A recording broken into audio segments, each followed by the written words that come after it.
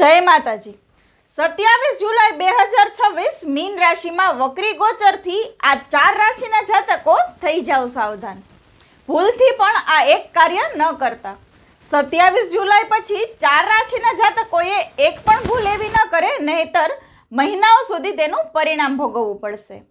27 જુલાઈ 2026 ની રાત્રે 1:25 શનિદેવ મીન રાશિમાં વક્રી થશે અને 11 ડિસેમ્બર 2026 સુધી વક્રી રહેશે।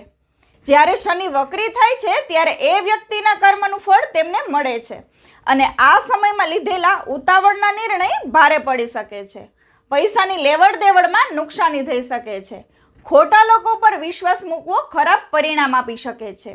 કાયદાકીય અથવા દસ્તાવેજ સંબંધિત બાબતોમાં વધારે સાવધાન રહેવું। અહંકાર અને ગુસ્સો સંબંધ બગાડી શકે છે।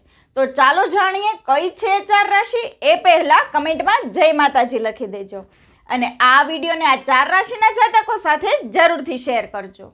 પહેલી છે મેષ રાશિ, બીજી છે મિથુન રાશિ, ત્રીજી છે સિંહ રાશિ અને ચોથી અને છેલ્લી છે કુંભ રાશિ। અસામાન્ય ગોચર ફળ છે। વ્યક્તિગત જન્મ કુંડળી મુજબ વ્યક્તિગત પરિણામ અલગ અલગ હોઈ શકે છે। જય માતાજી।